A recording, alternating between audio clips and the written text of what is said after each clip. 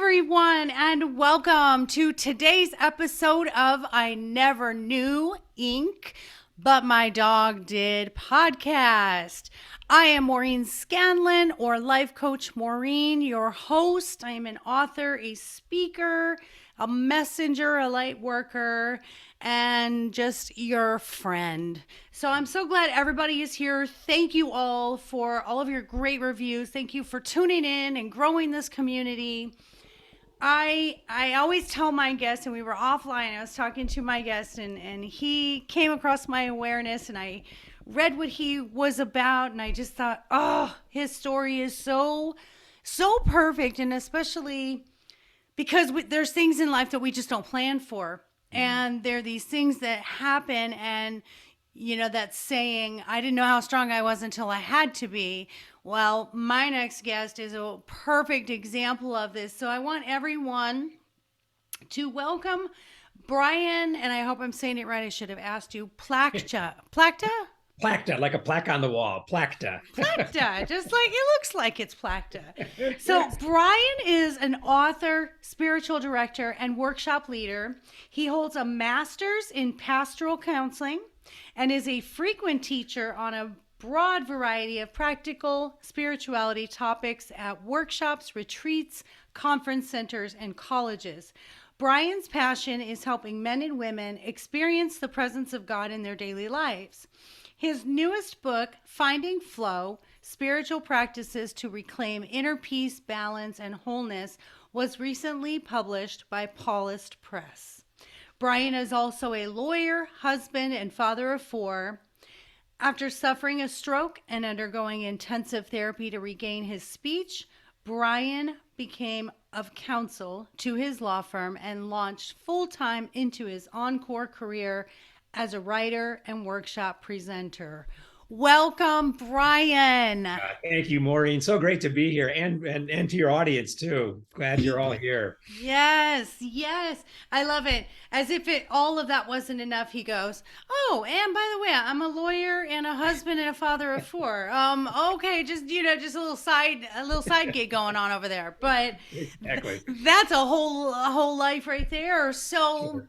I'm so excited to have you, and I love your energy. I think, and I say this a lot in these podcasts, I think the greater the pain, the greater the growth. And I think those of us who have been through the most difficult times or the difficult struggles in life, when we're on the other side of it, we have a whole different view of life. And I think we're just more positive because I think the gratitude has really come through that. Wow, I'm lucky to be here, or I'm lucky I made it through that. So let's get started on your I Never Knew story. Tell us, and you can go back as far as childhood if you want. You can start at the stroke. I don't care, wherever you feel like taking control here. Sure. Yeah. So just born and raised in a good, strong Catholic tradition. Had a good intellectual knowledge of God. Appreciated that. Got married. Actually was deciding whether to be a priest or get married. And as a Roman Catholic, I knew the church wasn't going to change. I met my wife actually when I was in college, and really discerned through the help of a spiritual director who I didn't even know what that was at that time, that the threads in my life, he said to me, look at the threads in your life. You met this wonderful woman. You're signed up for law school. You guys want to raise a family together and share your faith and your love with the world. He said, think of it like a blanket. If you turn over a blanket that's been like a tapestry, there's all these threads in there. And he said, follow the threads in your life. And so he said, why don't you keep on going to law school, continue to date this wonderful woman, Denise, that now 39 years has been my wife. But I want you to go to spiritual direction. And I'm like, what the heck is that? I just got fresh out of college. Like, wow, that sounded really weird, but okay, I'll do that. So I went to law school, and every month I would meet with this gentleman who was a spiritual director, and we just talk about life, basically. Life continued on. I graduated from law school. My wife and I got married, raised, as you mentioned, our 4 children. We had a busy life as a lawyer, and grateful for that. I've been a lawyer for 39 years. But in my 30s, it was like there's always like there was something nagging me. There's got to be more to life. And so I stumbled upon a spiritual gifts inventory. There's a free one on my website that people can download and take. And I recognized my gifts were writing, teaching, administration, and encouraging people. And I'm like, okay, 30 years old, busy life. What do I do with these? I kind of looked at where I was using those in my life currently, as doing workshops, teaching people estate planning, encouraging clients, and those things. But it felt empty for some reason. So I read a book called Halftime by Bob Buford. And Bob talked about the fact that in all of our lives, there's two seasons. There's the first season of life, which he calls kind of the survival phase, the success phase. Get your job, get your education, decide whether you're going to be single or married, or be ordained or something. But that first half is about just kind of finding success in whatever way. And then he says there's another second season of life that you may have to train for, get more education. And so I thought, okay, I'll go on and become a spiritual director. I went through a 3-year training program for that, began doing spiritual direction with clients, started writing a blog that I've done since 2016. Every Monday it goes out, Simple Wisdom. And then got the master's in pastoral counseling. And I thought, maybe when I'm 65, I'll, retire from the law firm and, then move to that second career. At that time, I was doing about 20% of the kind of the spiritual practice and writing. And I loved doing it. It was very fulfilling, but I needed to pay the bills. Obviously, I needed that tent making job. And so I figured, I can't retire from a law firm. So I continued on as a lawyer about 80% of my time. And then, as you referred to, life all of a sudden hits you with something completely unexpected. So when I was around age 57, I was up at my cottage doing a men's retreat on Friday through Sunday. And Friday night, I just had a couple of beers. It wasn't anything big. We were a little campfire going, and that was a great night. Us guys are all just kind of talking and settling in. And all of a sudden, I could not communicate. I knew what I wanted to say, but I couldn't get the words out. They were just like gibberish, basically. I'm like, well, this is weird.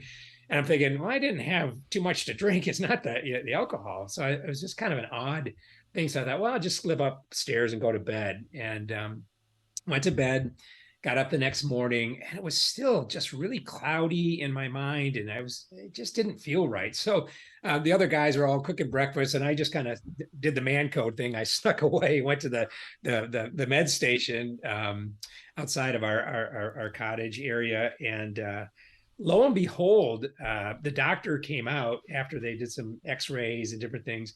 And he showed me the x-rays, and he says, you won't believe what happened. He said, this is medically not, you should be in a wheelchair or dead, quite frankly. And what he showed me was that apparently a couple of weeks before, I'd had a chiropractor adjust my neck, and no big deal. I'd gone to them and appreciated their work. But what he said was, I'm that 1% of people, when the chiropractor adjusted my neck, he severed my front carotid artery, and he showed on the doctor showed on the X-ray a complete blockage. So I guess we have 4 carotid arteries, 2 in the front, 2 in the back. This one is completely blocked. And he said, again, you should be dead or in a wheelchair. And he said, what happened, and the X-ray showed that the blood had literally gone from the right side of my brain, the carotid artery over here, crossed over my skull. And he said it was giving me enough blood into my brain that the only thing that was damaged was the speech part of my brain. And I'm like, whoa. But he says, we need to do some other tests. We need to really look at this and see what's going on. So I called my wife, and I was still doing gibberish, and she was teasing. She goes, are you day drinking? She asked. I'm like, no. And finally the nurse grabbed the phone and explained what happened. So my ambulance took me to the hospital in Grand Rapids where I live. And so family comes up, and this is a Saturday afternoon and evening, and a bunch of tests scheduled. Family leaves, waiting for test results on Sunday. I'm laying there in bed, and I had this, I can only call it a mystical experience. It was very comforting in the middle of the night, probably about 1 a.m, just laying there, and and it was a sense that God was present to me. And so my mom and dad were dead, and they were there too. And we were kind of had this conversation, certainly imaginative one, but not forced. It was just, something. And as I write about in chapter 18 in my book, Finding Flow, I asked God, am I going to die or am I going to go to heaven?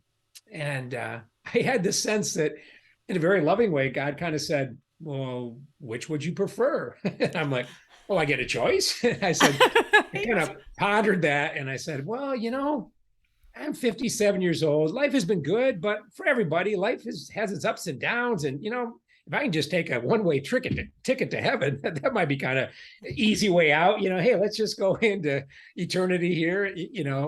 And then I pondered out loud, but I'd miss my wife, my kids, my grandkids that are going to come down the pike. And I feel like I have more to do with life.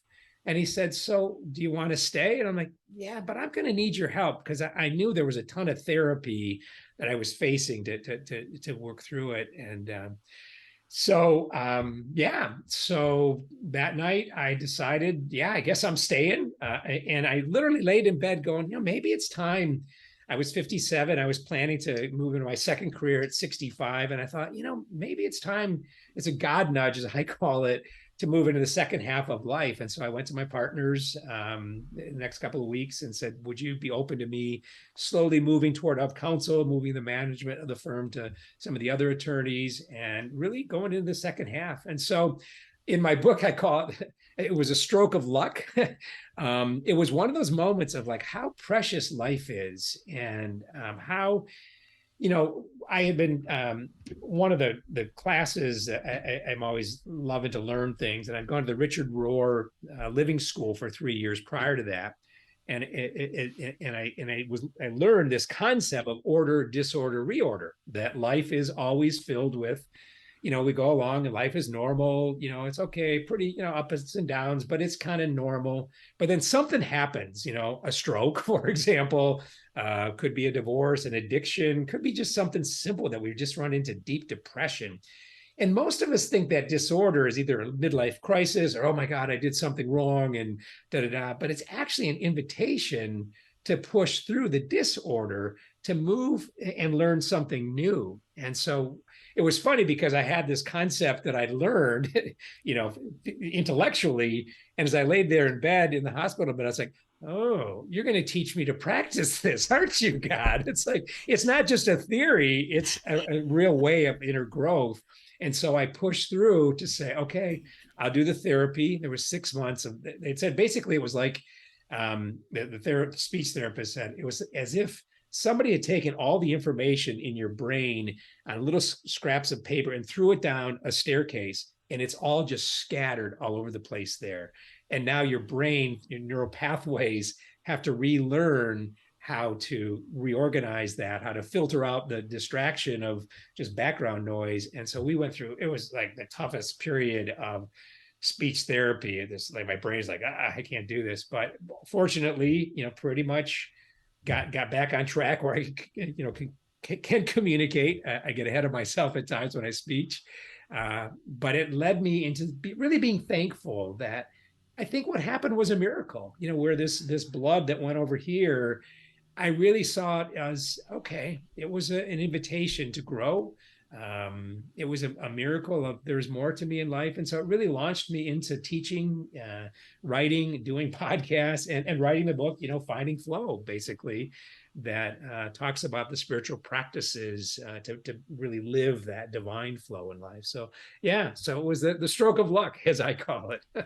It's interesting, and I love that it's finding flow, because with my medical background, I started in nursing. That carotid artery being cut off, you did not have flow, and that flow really is necessary. Whether it's the arteries in our heart or our brain, that vital, getting that oxygen and getting that blood is crucial. Yeah.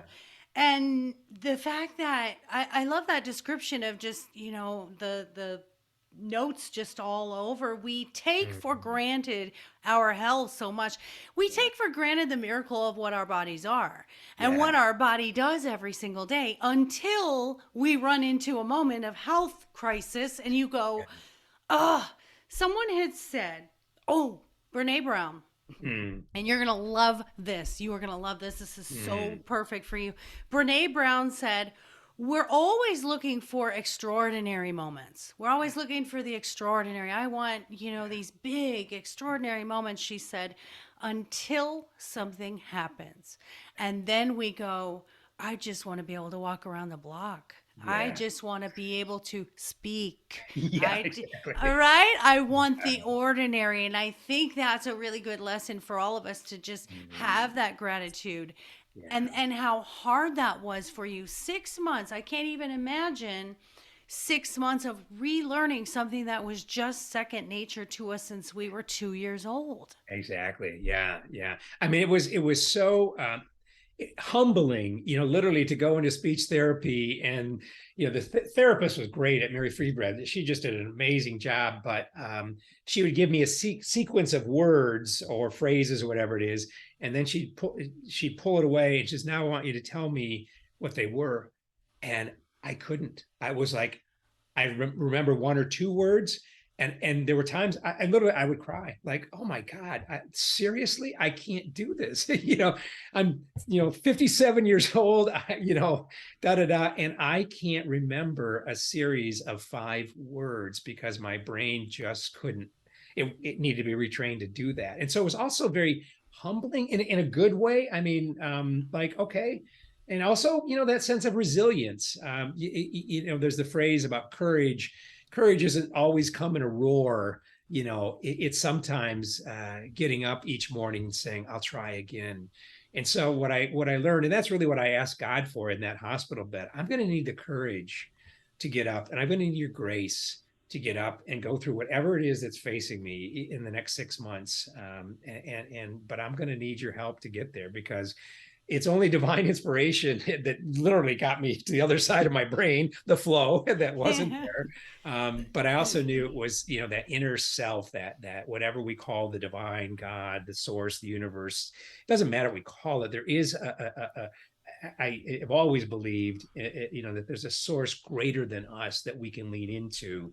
And I really, seriously had to lean really deeply into that, and continue to in all of our lives, even the ordinary events. So, yeah. Yeah, especially when you face those kinds of situations, you have to have hope. And I Yeah. think that's what, like you said, whether you call it, God or source or spirit, whatever, it's hope Yeah. and Yeah. the willingness to face the thing that you don't know what's on the other side of it. Yeah. And you, like me, you were speaking for a living. This was your thing. This was Yeah. your purpose as a lawyer, as doing the conferences and all those things. In a way, kind of like I look at COVID, where I said it was like a forced pause. Like we Mm, all had to like go inside and really go literally and figuratively inside of ourselves. I yeah. think sometimes a stroke, I think sometimes, dementia or Yeah. Alzheimer's. I had heard once that, those souls that do get Alzheimer's and dementia, they're just done talking. Yeah. And I Yeah. said, well, that might be. I mean, DNA wise in my family, it's a very rampant thing. And because I've done so much talking, as my husband says, probably 3 times what most people do, I'll probably be done shortly in a few years. But That is all until I have to say, right? until then, I wrote down, when you see me look away, I was writing down so Sure. many really cool things that you had said. And what I love is the 2 phases. And I can relate to that. My 2 phases was the first 45 years and then the 45 now going Mm, forward. What do you yeah. call that second phase? You called the first one survival. Yeah. The second, Buford calls it significance, moving from success to significance. That it's that sense of, and you love dogs like I love dogs. So this, I always like to take, we always have these heady things we talk about, these theories, and I look at it, significance means, if I'm a dog and I go by a fire hydrant, I want to pee and leave my mark on the fire hydrant. So it's that sense of what the second half of life is. What mark, what good thing do I want to leave my mark on the world? How do I want to leave the world a better place with the gifts and talents? So it's, yeah, for me, it was that sense of, yeah, I'm grateful for the first half. I mean, I wouldn't be able to do what I'm doing now without that. There's ups and downs in that first half, but yeah, so it's really that significance. What's the mark that I want to leave on the world? How do I want to make the world a better place? My mom used to, God love her, Irish Catholic woman, and a great mom. And I had a Polish dad, and just did a great job raising us. But my mom used to say, "I just want to live by the side of the road and be a friend to man." And I used to look at her and go, and my younger age, like, well, that's not enough. Seriously? I mean, I wanted to be Joel Osteen. I wanted to be superstar. I wanted to be, out there with it. And that was my ego, obviously. But the older I get, I realize, if you look at Christ's life, St. Paul says, he summarizes Jesus' life. He went about doing good, and God was with him. And I thought, wow, that's such a simple mission statement. If we can go about doing good, if it's just loving our spouses or loving our dogs or receiving the love of our dogs and spouses, our friends, whatever the good we're called to do today, and God is with us, because it's really that divine power, I think, that it allows us to overcome the negativity of the world and all the stuff that tries to push us down, and the self-doubt that we all experience. But yeah, so we go about doing good, and the divine is with us. And so it's that second half of life is, what good do I want to do in the world to make it a better place? And how do I connect with this source of wisdom, whatever we want to call it, that's deeper, within us, and is certainly part of us, that created us. Yeah.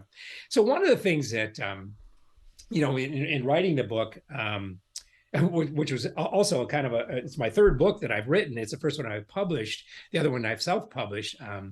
But it was like, how am I going to write this book? What am I going to write about? And so I had a writing coach, Chad Allen, who was just helpful. And he says, the book's going to write itself for you. I'm like, really? So we went through this 6 months of meeting and brainstorming.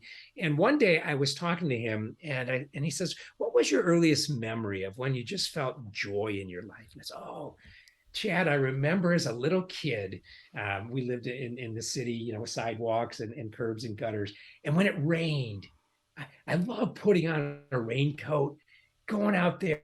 And how the leaves kind of go around the sewer and the water goes, into the street and it floods.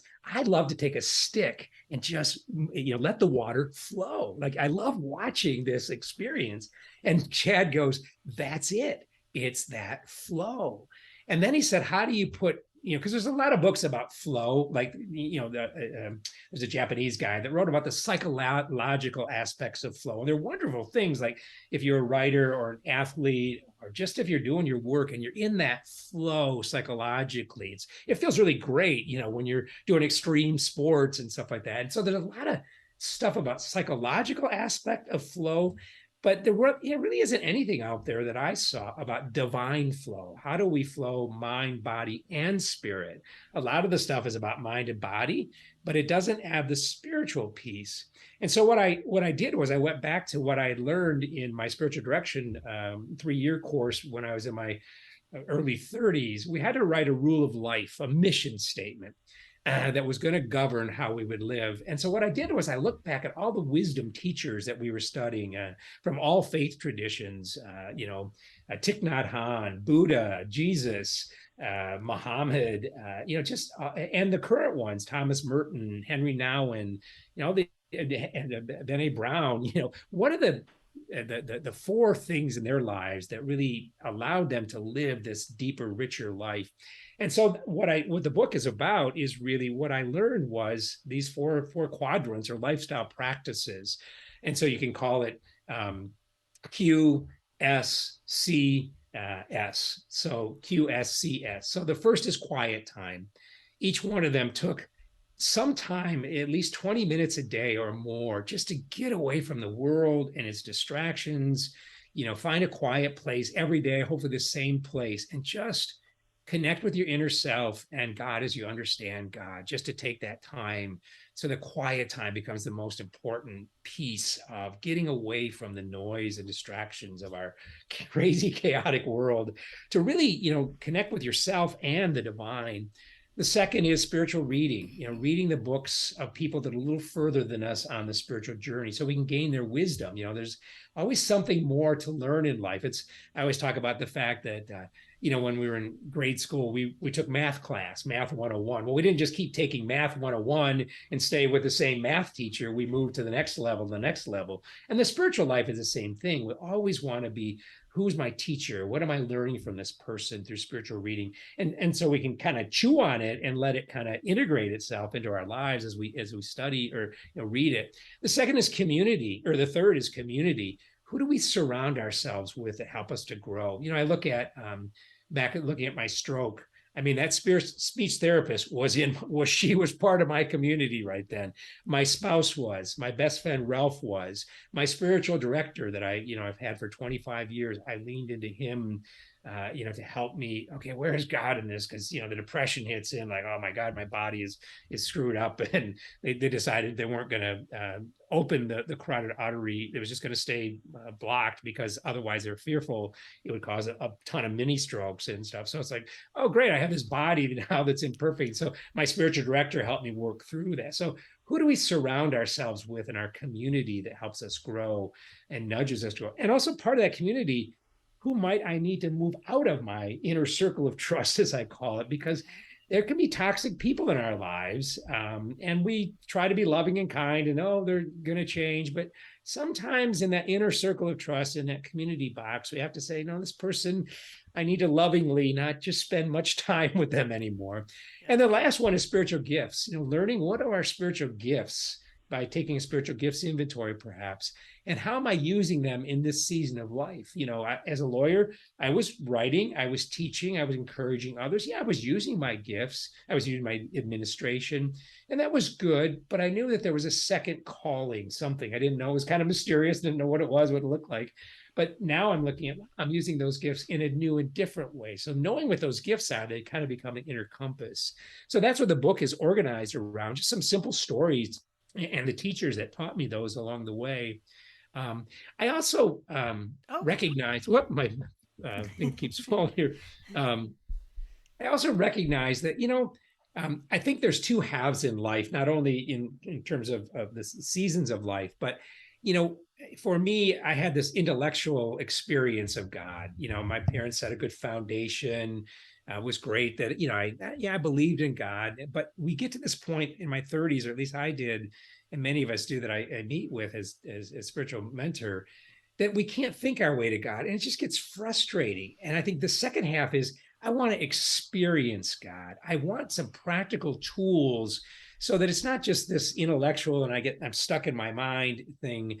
I want to experience God. And that was the kind of the second half for me through, I went to Dominican Center where I was trained as spiritual director, and they do a lot of experiential stuff. It's like, you mean really? I can hear God's voice. I can talk to God. I can find inner guidance and wisdom. I can develop this relationship that's experiential. And so I think that's the other thing that I tried to do, and with my website too, is some practical tools that we can use, like the spiritual gifts inventory. Like on my website, there's the inner circle of trust exercise you can do. There's different ways we might pray. So there's 3 or 4 downloads that are free for people to say, how am I invited to grow, and how can I use these tools to really sharpen my relationship with myself, develop that understanding of who am I, and also that relationship with God, if that makes any sense. So yeah, that's just, my wife yeah. says, I walk around in the clouds reading all this cool stuff, and then she's like, but what are you really saying? So she helps me say, how do I put it in street language that anyone, myself included, can understand? How do we bring spirituality down into something that becomes very real, very practical? And I think it's through the spiritual tools and practices. Yeah.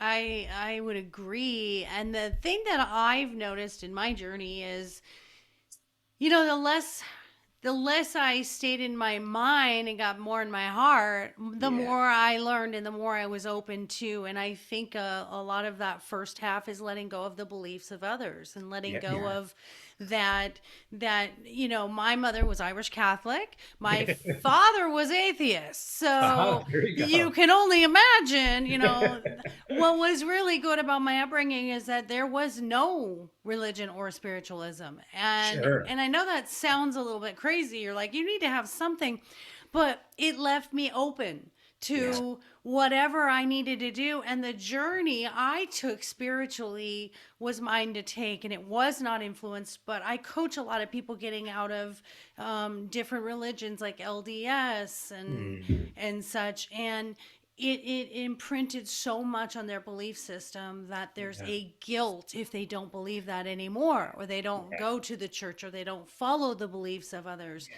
And especially if you're married to maybe a spouse who's still in the church. And so I think Yeah. a lot of that spiritual journey that you're talking about, this evolution, is the older we get, we want to leave a legacy. And I am so using the fire hydrant analogy, just so you know that you're going to hear it in every single podcast and speech I will do, because, you Your dog know, is your teacher, right? Our teacher, exactly. because listeners, if anybody knows me, and for Brian to throw that analogy out with the doggies is perfect for me. But I always say my goal is to think about what I want said at my funeral. What do Yeah. I want said at my funeral? We go through life hustling for cars and houses and money and bank accounts and all success.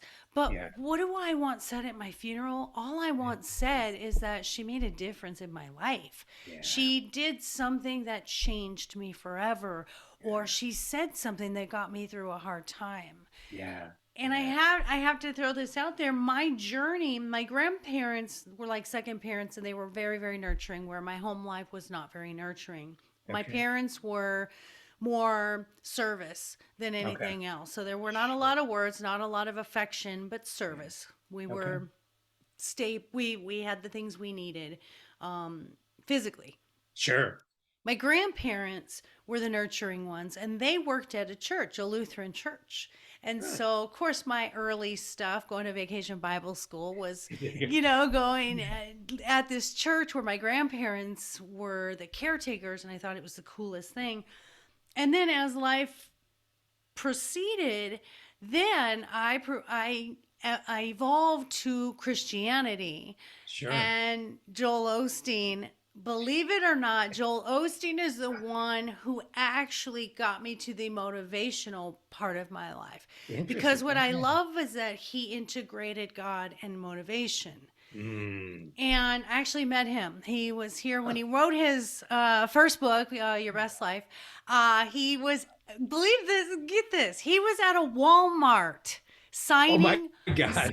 signing books in Glendale, Arizona, and literally I waited in line and he signed our books. Wow. How And cool.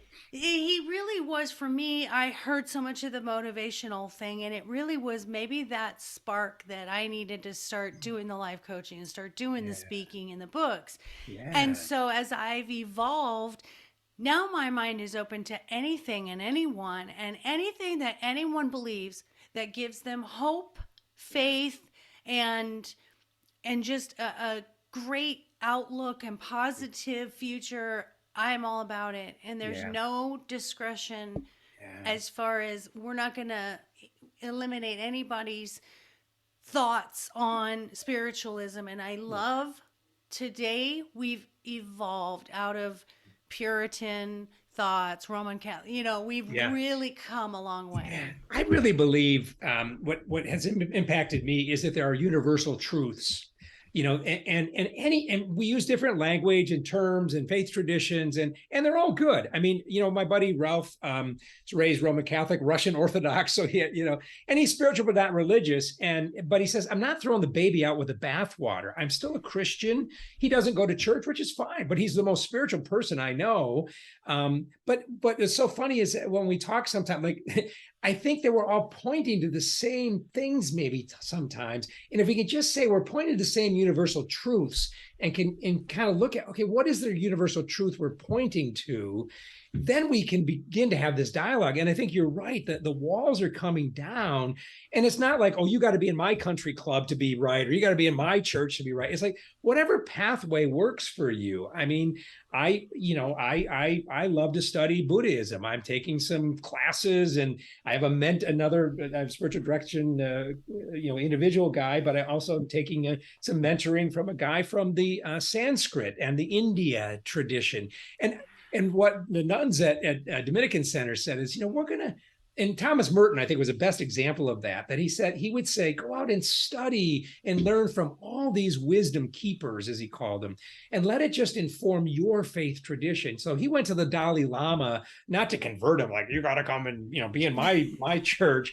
He went to the Dalai Lama to learn and become friends. And it really, as Merton said, it reinforced my understanding of who I am and who the divine, who God is. And it helped the Dalai Lama. And when Merton died, the Dalai Lama gave this amazing speech of, Thomas Merton was my friend because he lived what he taught, and we both learned from each other. And I think if we can drop the semantics and stop trying to put everybody in each other's club and beat each other over and just have the conversation, that there is a universal truth. And we can, my buddy Ralph, short story, I was have to make things practical. So I met Ralph.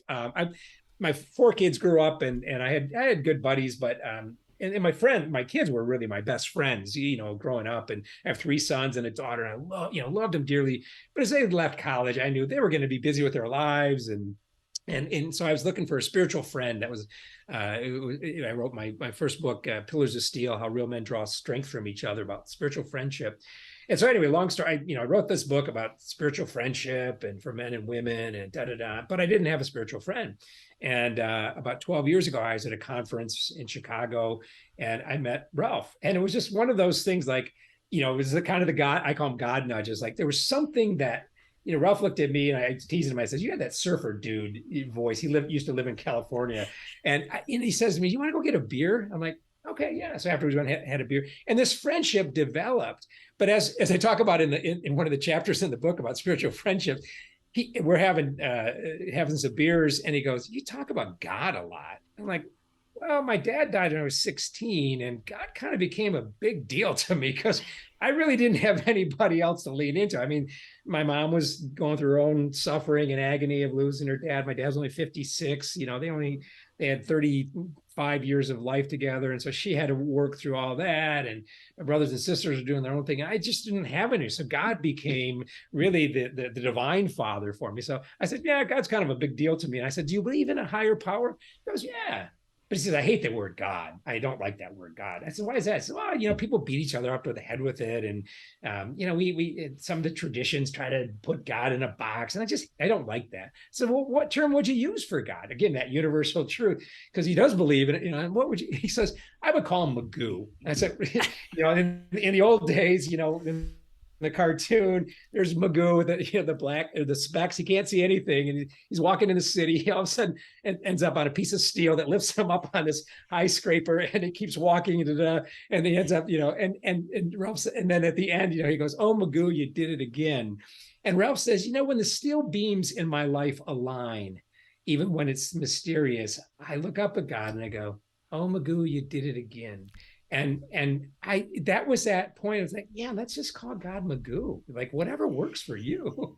And so many times, our friend, and ultimately he ended up moving to Grand Rapids where I live, and that's a whole another story that I talk about in the book. But it's like when something really serendipity happens, like it does in life for us, we'll just go, "Oh, Magoo, you did it again."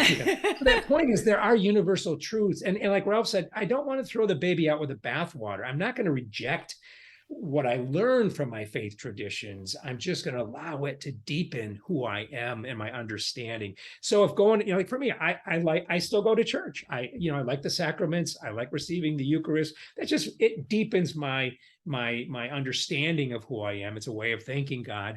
But is it enough? No, I need experience, God. So I went back to the old practice of meditation, contemplation. The Eastern tradition teaches us so much, and so that has become a deeper way, another way that deepens my relationship with myself and God, if that makes any sense. But yeah, yeah, Yeah, I love that there's so many different ways now. We used to traditionally every Sunday morning you get to put on your finest and you go sit in a yeah. pew. And Right. and you're right, we've expanded our willingness to see Yeah. God everywhere or to see, and call him whatever Mhm. works for you. And at the end of the podcast I ask a question, and my answer to the question when I'll ask you is that we're all saying the same thing. Yeah. We are, whether you're coming from Hindu, Buddhist, Catholic, Yeah. even Sure. agnostic, if you're not sure, you still see things, you still Yeah. feel things, you have intuition. And what we're all saying is, I just want a good life. I want Yeah. a happy life. I want to do good. I want to be good. I want to feel good. I want to be kind. I want to help my fellow man.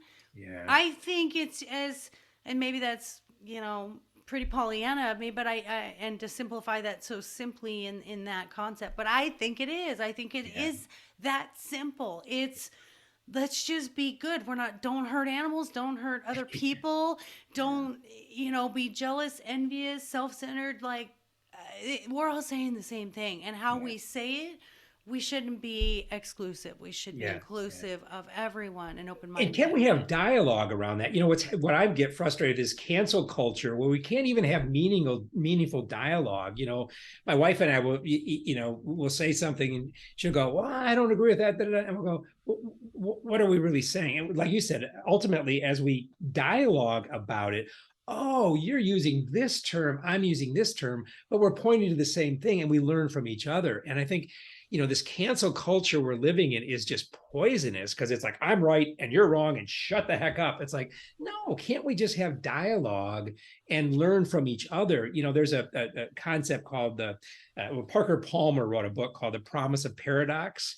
And he talks about the fact that all of life, you can take everything in your life, and there's this the one side and the other side, the both and of it, and there's always a third force that arises. So if you think of the sun and the moon, there's the sun. We need the sun, for gosh sakes. We need the energy of the sun. But if the sun was 24/7, we're like, hey, turn the lights off, for God's sake. I can't go to sleep. So we also have the moon, basically. And the moon, and that gentle tension between the sun and the moon creates balance, so that ultimately the tides flow in the oceans, and everything in your life. Parker Palmer says, if we can hold the two, the tension of the opposites and name them, then we can say, okay, what's the third force, the promise of paradox, that grace, if you want to call it, that arises, the wisdom as I hold these two. So I look at, again, the stroke was something I could call very bad. It's like, oh my God, that really sucked. It was, I didn't, and I was angry at God. I'd be honest with you. I was like, what the heck are you doing? So Yeah. there was the stroke, which was a bad thing, but there was also the sense of the miracle that happened. So how do I hold those two and say, okay, what is this experience in life as I hold this tension, this holy tension? What's this teaching me?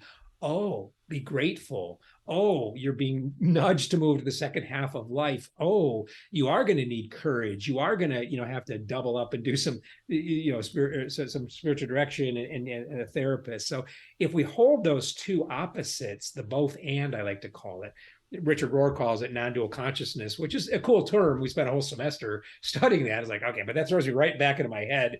I like the heart stuff, like you said, the head singing the heart. So if I hold the both and of these things and can name them, then I can ask, the divine, the wisdom, whatever it is, what's this, how is life teaching me to integrate these two? And so that conversation, I think, is so important, the dialogue, because we can learn from each other. Yeah. Yeah, and I don't think we want to go through life without the contrast. I don't think we Yeah. want to go through life only knowing happy. How would Yeah. I couldn't be as happy if I didn't know sadness, right? Yeah. I would only know happy, and then happy could be mundane because I Yeah. never knew the other side of that, like you were Yeah. saying. Yeah. And life, obviously the buzzword is balance, but really it's Yeah. moderation and balance in everything. Sure. I've noticed the people that are in my awareness now, and like yourself, who come on to the podcast because there's been this momentous thing in life that sort of changed the whole trajectory of their path. There's Sure. people in life. My husband, for instance, he's an engineer. He didn't really. I mean, he fell into it. He just said, "Yeah, I'm going to be an engineer."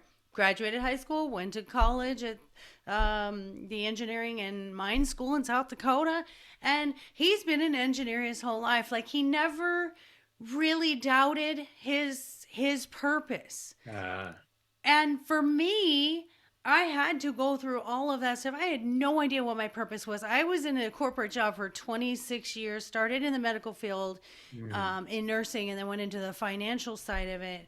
And I did not like my job. I'm going to go as far as, and I don't like hate. I don't like to say the word hate, but I yeah. hated it. It made me sick to my stomach every day to have to do that job. When I started the coaching business 4 years ago, I was still doing the Mm. corporate job because the limiting belief was I need this paycheck. Like, again, like, I don't know if I could do this. Like, you, same thing. Yeah. Like, do I retire from my law career? Right. I heard me and you. Yeah. And then I realized if I don't believe in the business and the purpose 100%, then Sure. I'm never going to get the type of clients and people in the existence that do appreciate what I'm doing. But I Exactly. know for me, as a lot of people say, you knew you had to do something when you were younger. I always felt there was something bigger for me out Yeah. there. Yeah. But going through all of the problems in my life until finally that soul journey of being alone, then I knew the purpose. It was like that gratitude for the pain to say, if I didn't go through all of that, I would never be that good sitting in front of someone today. Yeah. So Yeah. I found Yeah. that once you had your stroke, it was like a no brainer at that point. You're literally, no pun intended, Yeah, exactly. but, but you knew after that life was too short. And I think some of us kind of have to get one of those, I should have had a Yeah, two by four. Yeah. I had a V8 Yeah. moment Yeah. where Yeah. it was in front of us all along, but without, and I used to say this in my Christianity days, um, sometimes God rocks the boat and sometimes he flips it over. And, I, Exactly. I think your stroke was a flip over. And Yeah. I know my repetitive abusive relationships that I had allowed, those finally, it just flipped it for me. What do you think of that?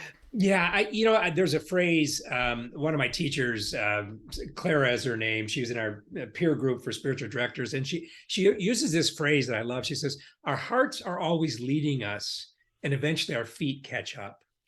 And so it's like you were saying, you know that you know that you know there's something drawing you, inviting you, and we push it away. I didn't know I was a writer. I would journal for years, just by myself in journals, and I started, and I had, again, how people come along in our lives, come and go. There was a guy, Jake, came into my life, what, 12, 13, 15 years ago, and he just read some of my chicken scratching. He actually worked for Zondervan's at that point, and he looked at me and he goes, "You're a writer. You need to do this." And it's like my heart was leading me, but I needed the experience of, one, having somebody affirm that gift in me, but also the fear of, when we look at our gifts, that's so many times when we look at our spiritual gifts. And that's why I think it's so important to take that spiritual gifts inventory, because it gives us an inner compass. How are we wired? What are our top 5 gifts that I would guess one is yours, is teaching, encouraging. I mean, if you take the thing, it'll be interesting. And a lot of times what happens is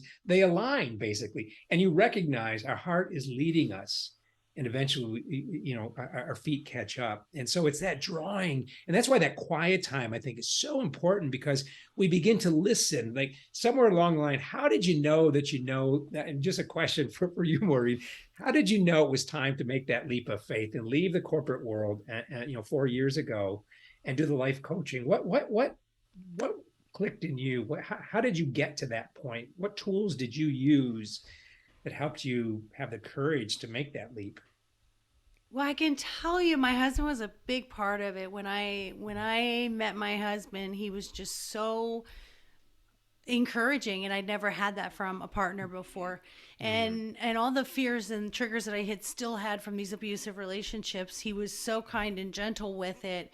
And he had said to me for a year, "Did you quit your job yet? Did you quit your job yet? Did you quit your job yet?" He would like check me. He was my Good for you. accountability partner.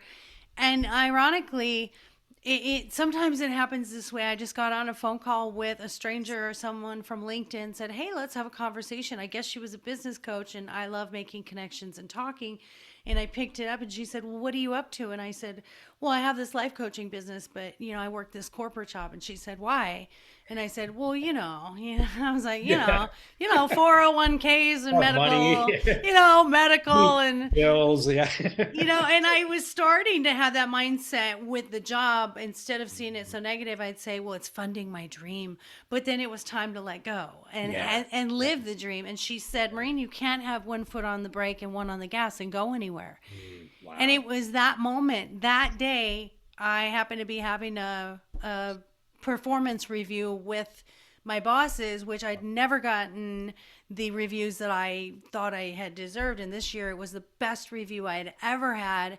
And it was really anticlimactic. And I said to Mhm. them that day, after getting off the phone with this lady, I said, "Yeah, that's great, guys. I appreciate it, but this is going to be my last one because I'm retiring." It Wow. was just an instantaneous, intuitive. Yeah. Today's the day. You needed this stranger, this person that was brought Yeah. across your path. That's why I never take for granted anyone who is coming across my path, who's in Yeah. my life, even for a moment in a grocery store to have a conversation. Yeah. Even it doesn't matter. Anyone who's Yeah. coming across my path, they're put there for a reason. We've Yeah. contracted to make a difference in each other's lives, whether I'm teaching or I'm learning. Yeah. Everyone matters in my life. So as we wrap up, here's my big question Sure. that I always ask. You are marching downtown in Grand Rapids, and there's all these people behind you, and you're carrying a banner. What Mm. does your banner say, Brian, that you want to tell the world? Wow. The that good question. I'm pondering. There's a lot of different things. Lawyers, we all have all kinds of want to talk forever. But if it's one banner, what? So what I would put on that banner is uh, take a baby step, but make it the biggest baby step you can take. It's actually my blog that came out today on the Simple Wisdom. It goes out for free to uh, just under 2,000 people. And yeah, take a baby step, but make it the biggest baby step you can take. So, and that means it's practical. Where are you at in life? So there's different ways to do that, but listening to those I call them God nudges. So it's somebody listening to this podcast, what's what are the simple baby steps your heart is leading you to? Is it a meditation practice? Is it looking for a book that's going to speak to you? Is there somebody like this gal, this life coach? Is there somebody in your life? Is there a spiritual director you'd like to meet with? Is there a spiritual mentor? Can you ask a question to your spouse like, who am I? What am I? I mean, or is there a spiritual gifts inventory that you like to take, like on my website, to discern? But listening to that heart space, what's the baby step that I'm being invited to take? And someone said that to me about 30 years ago. Brian Casey. You look at the people like you do in your life, and Brian Casey. I went to a retreat years ago, and Brian was a Catholic lay evangelist. He actually was a lawyer that went around with two other guys teaching about how do you deepen your relationship with God. And it was kind of a funky term, and our church had brought him in. Anyway, long story short, the week long retreat every night I went to, and by Wednesday I'm like, something was speaking into me. That heart was leading me like, oh, there's something stirring. I want more of just this head experience and this life I'm living. And I went to Brian. I made an appointment and said, what's going on? I said, do you pray? I'm like, oh yeah, good Catholic. I say my prayers before meals. Sometimes I say the rosary, the rituals. He said, that's good. That's ritual prayer. That's wonderful. He says, do you meditate? I'm like, what the heck is that? And he says, do you take quiet time to sit alone with yourself and God? Yes, the monkey brain's going to go over there. And I talk about that in the book. But what I want you to do, Brian said, I want you to take a baby step. And I want you to when you go home tonight, set your alarm clock a half an hour early, get up. It's at that point it's 5 o'clock in the morning. I'd get up and get your coffee, let the dog out to do his thing, go to the restroom, go find a favorite space and create a space in your house. It's my den with a candle and some whatever images and things you like, and just be present to God and yourself. Listen to your breath, for example. When your mind wanders, just come back to your breath. And I tell you, that was the baby step that one of them that changed my life. I would have not been able to go through the stroke and all these other things without that that daily meditation. Sometimes I sit in the quiet time with God and I just rail at, why is this happening? Other times, like, I don't know what to do. Could you help me? And so that has become for me now. It's about an hour and a half every day that I set aside just so.